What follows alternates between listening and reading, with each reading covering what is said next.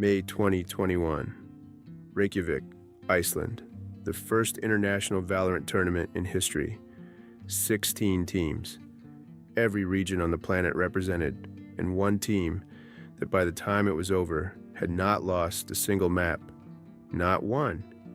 0 drop maps, from open bracket to grand final, against teams from Europe, from Southeast Asia, from South America.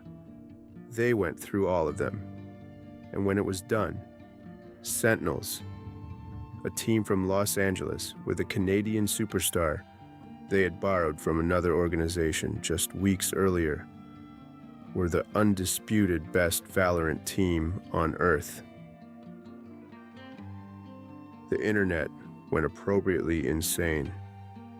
Clips of TenZ flooded every social platform. Analysts called it the greatest performance by a North American team at an international event since Cloud9 won the CSGO Boston Major in 2018. Fans made tier lists where Sentinels were in their own tier, labeled simply unfair. And Sentinels, to their credit, or perhaps their detriment, leaned into every bit of it. The tweets were confident, the trash talk was loud, the message was clear. We are not just the best team right now. We are a different category of team. We are what Valorant looks like at its ceiling. For exactly one summer, that was true. And then the world figured out how to fight back. This is the story of Sentinels, the team that invented the blueprint for what a Valorant super team looks like. The team that dominated when dominance seemed impossible and fell apart in ways nobody fully saw coming.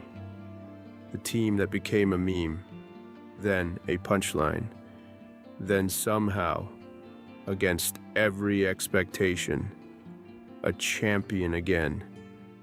This is the story of the most famous Valorant roster in history, and it is a story that, even now, isn't finished. To understand Sentinels, you have to understand what Valorant was in 2020. The game launched in June of that year, a tactical shooter from Riot Games that blended the precision mechanics of Counter-Strike with the hero abilities of Overwatch. It hadn't even officially released when it broke Twitch viewership records during its beta. The biggest streamers in the world were playing it. The most respected CSGO professionals were switching to it. It felt, from day one, like something that was going to matter. Sentinels entered the scene in April 2020 with a roster built for exactly this moment. ShahZaM, a veteran IGL with CSGO pedigree who knew how to build the system. Zeams, a calm, cerebral support player who could hold any utility role. Sick, a former CS player with mechanical ability and a competitive edge that made him one of the most reliable fraggers in NA. dapr, a defensive anchor who would later be considered one of the best Sentinels players in the game's history. And then there was Sinatra.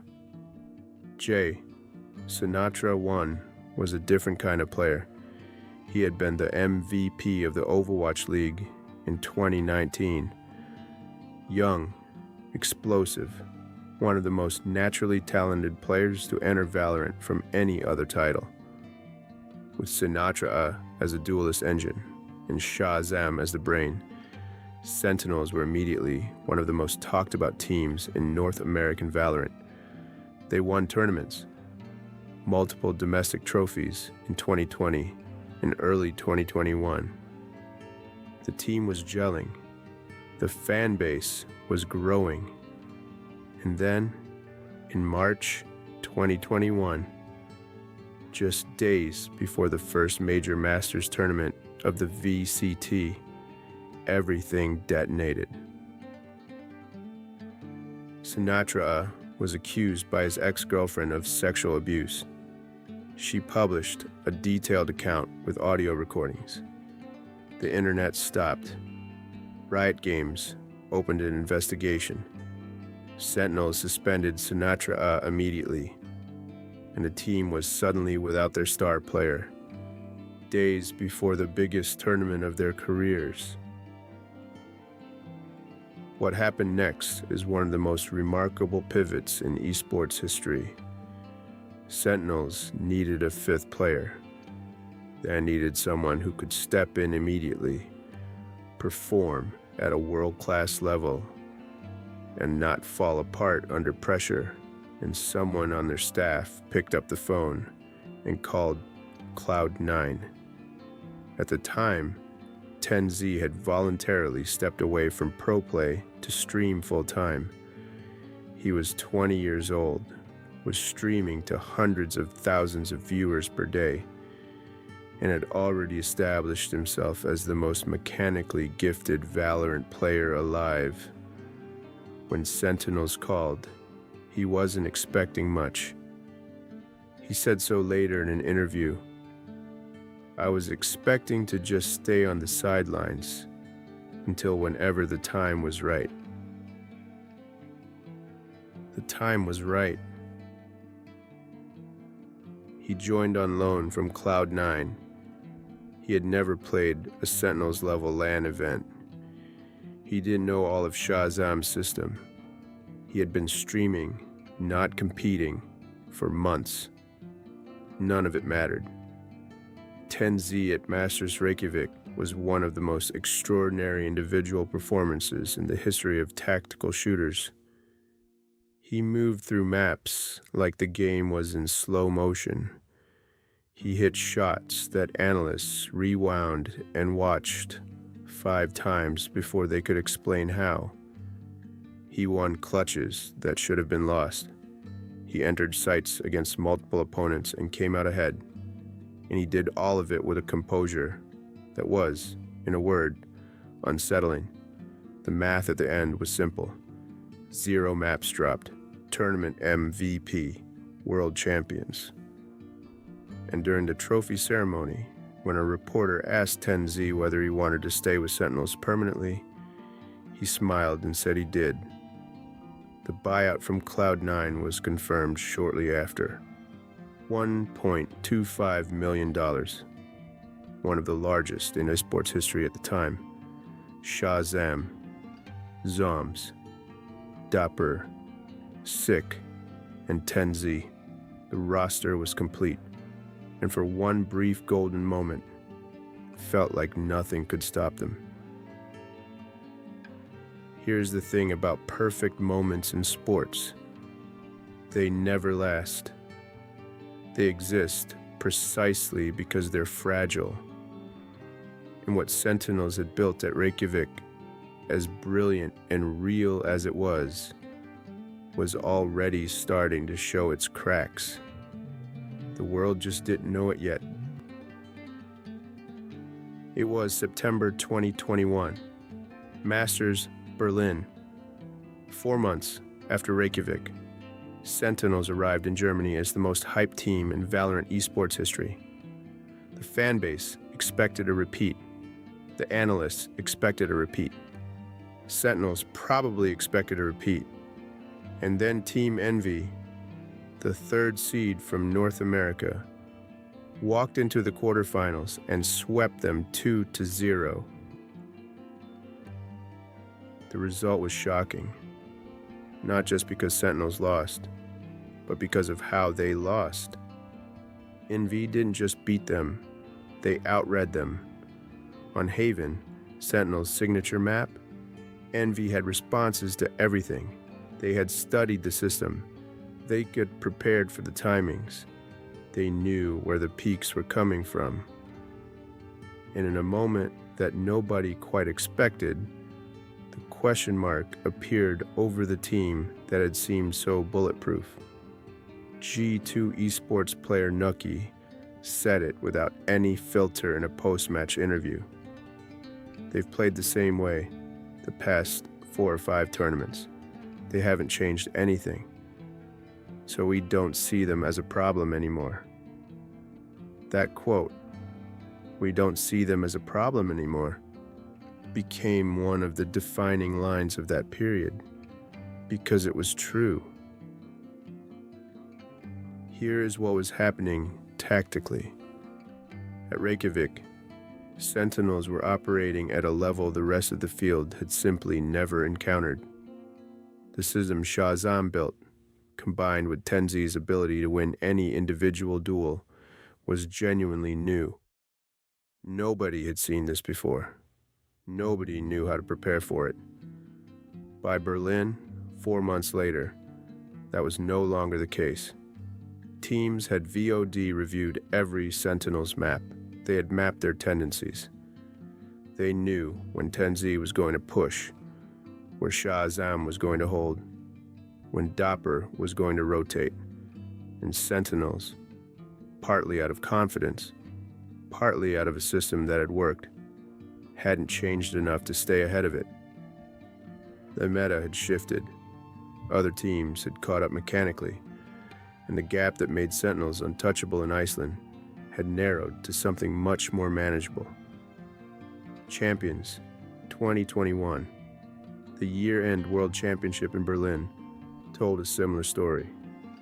Sentinels reached the event, lost to Team Liquid in the group stage, and were eventually eliminated before the final. The team that had opened the year undefeated at Reykjavik ended it without a trophy. The same 5 players. A completely different outcome. And you could feel the community shifting in real time. The tweets that had called TenZ a god in May were now asking questions in December. Was Berlin a fluke? Was Reykjavik the fluke? Was this team actually as good as everyone thought? Or had they just caught the field before the field caught up? The fans weren't wrong to ask, but they also had no idea what was coming next. Because 2022 was going to be a different kind of hard. Not tactical hard, personal hard. The kind that doesn't show up in a VOD review. 2022 began with hope. Valorant's competitive ecosystem had evolved. The VCT structure was more robust. The regions were getting stronger. And Sentinels, still one of the most watched teams in the entire game, were expected to be contenders. Instead, 2022 became the year things started breaking in ways the team couldn't control. First, zombs. Hunter zombs. Gitlin had been with Sentinels since the beginning, one of the original 5. Quiet pillar of the team's support structure. In April of 2022, he moved to inactive. The team kept playing, but something about the original chemistry had started to erode. Hunter, sick mims, deserves to be talked about with care, because what happened with him was not a competitive story. It was a human one.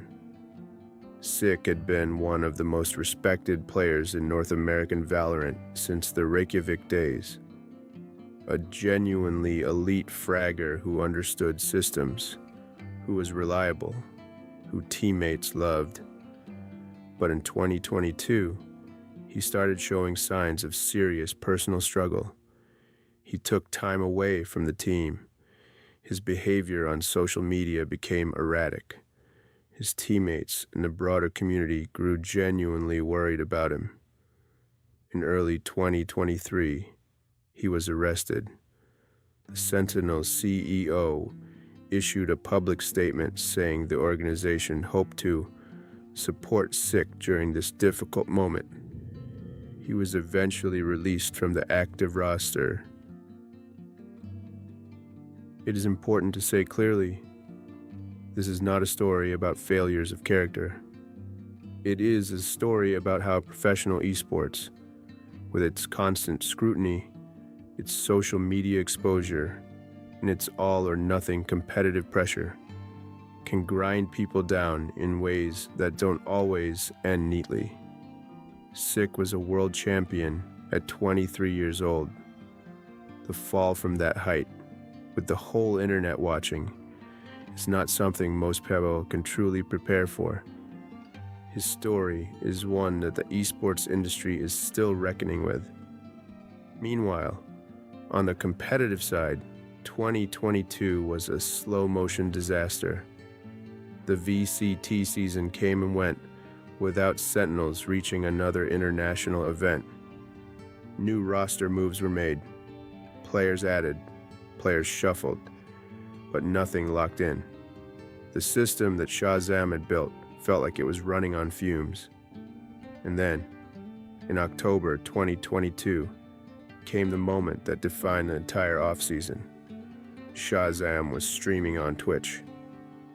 A Esports report broke that Sentinels was signing XSET's in-game leader to PH and star player Zekken.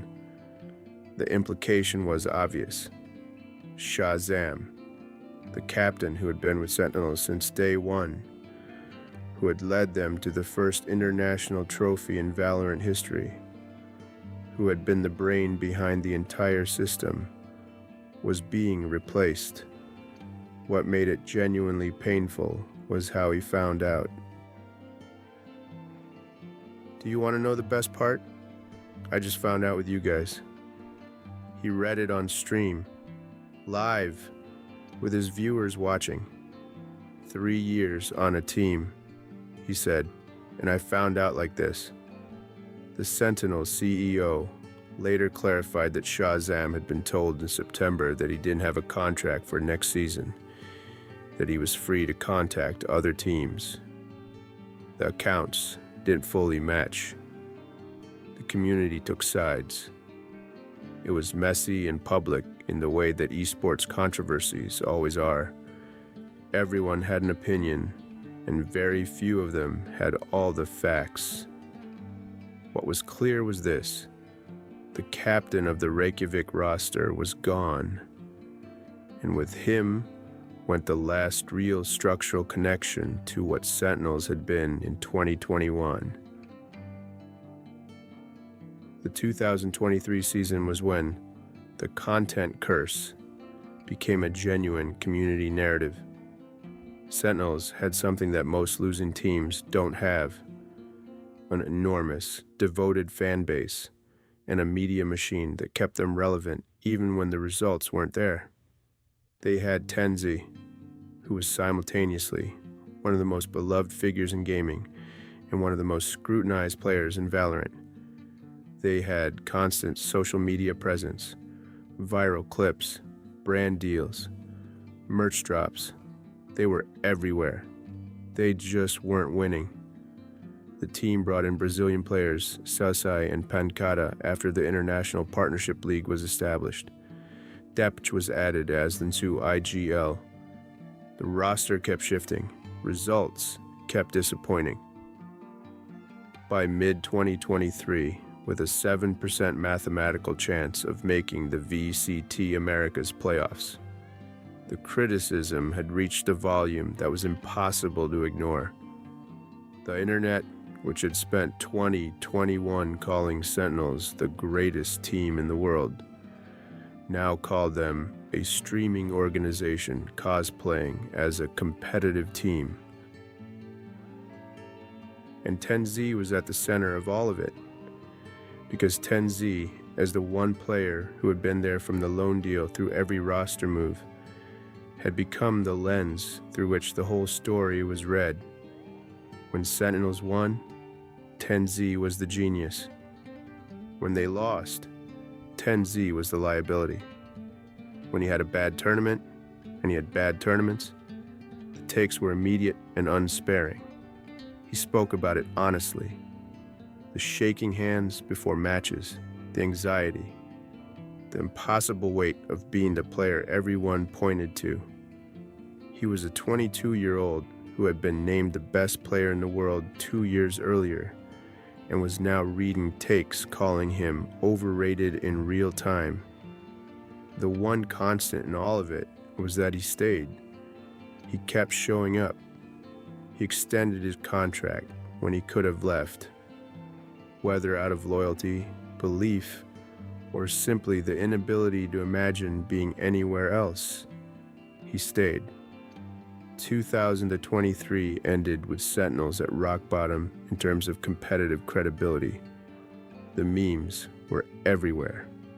The expectations were essentially gone. Nobody was betting on them, which meant nobody saw what was coming. The rebuild started quietly.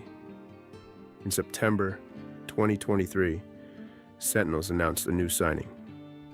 Jordan johnqt Bernal Terrell, a young IGL from the NA Challenger circuit who had led M80 to the Ascension Finals. He was not a household name. He had never played on an international stage. He was exactly the kind of player that, a year earlier, would have been dismissed as too inexperienced for a team with Sentinels' reputation. But here is what johnqt had that the previous iteration of Sentinels desperately lacked. He was a real in-game leader, not a player who had been given the IGL role by default. Someone who had built systems from scratch, who understood map control on a structural level, who, crucially, could coexist with TenZ in the same lineup without the dynamics becoming about one player's star power over the team's needs. Zellsis returned to the lineup. Pancada was eventually moved out, with Sacy, a Brazilian veteran with international experience and calm under pressure, staying on. The 5 pieces: TenZ, johnqt, Sacy, zekken, Zellsis. And then came the decision that changed everything. TenZ moved off Duelist, the player who had been synonymous with the aggressive jet, with the chamber plays, with the entry frags that defined Sentinel's peak, moved to Controller, Omen, a smokes and paranoia agent, a role that by definition requires you to play for the team and not for the highlight reel. Think about what that means.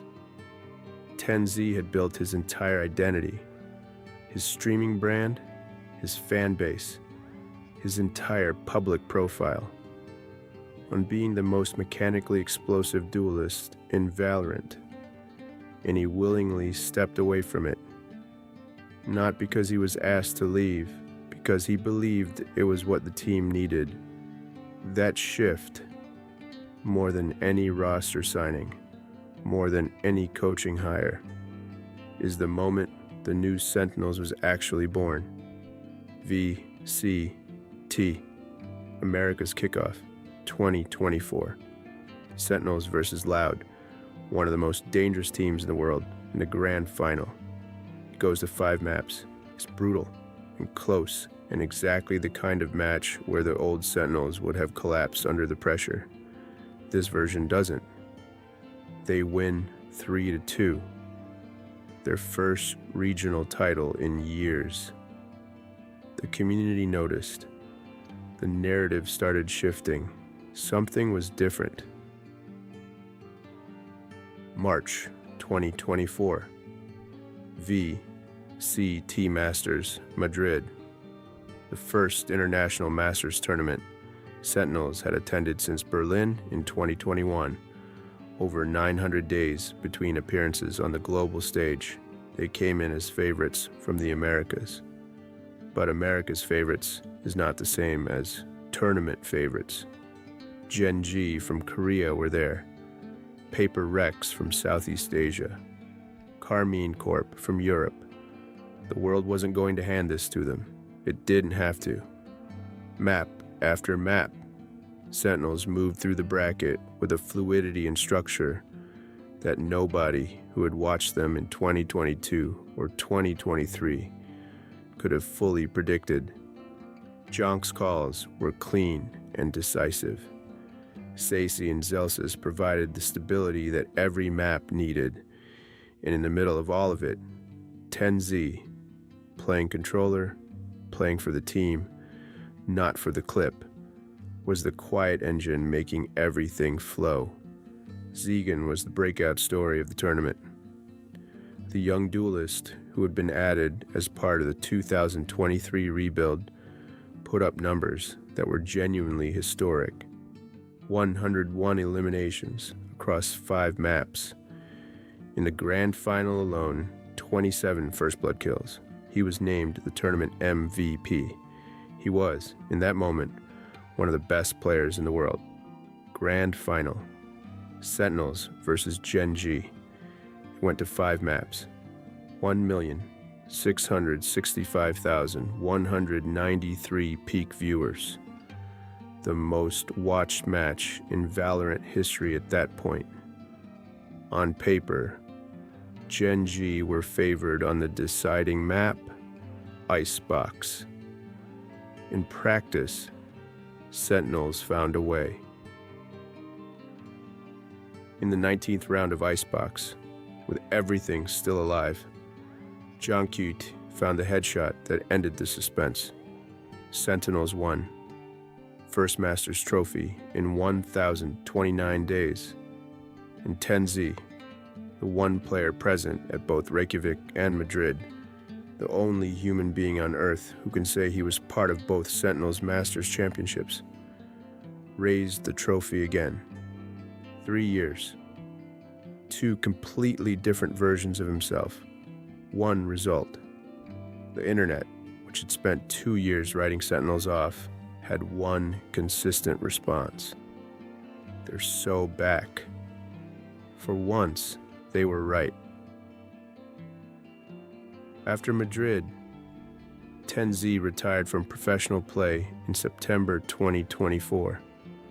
No dramatic exit, no controversy. Just a clean step away from competition and into full-time content creation, which, for a player with 4.5 million Twitch followers and 2.6 million YouTube subscribers, was always going to be a perfectly valid next chapter. Sacy retired alongside him. The Reykjavik era, in the most literal sense, was over. But Sentinels kept going. New players, new season, new story. Because Sentinels is not just a roster. It never has been. Here is what Sentinels actually built, beyond the trophies. In 2021, they showed a scene that was barely a year old what a super team looked like. Not just in terms of players, in terms of identity, the branding, the media presence, the way the org understood that in a new esport, the team that controls the narrative controls the culture. Sentinels were the first Valorant team that non-Valorant fans cared about. They made TenZ into a crossover name. They made Esports feel like celebrity.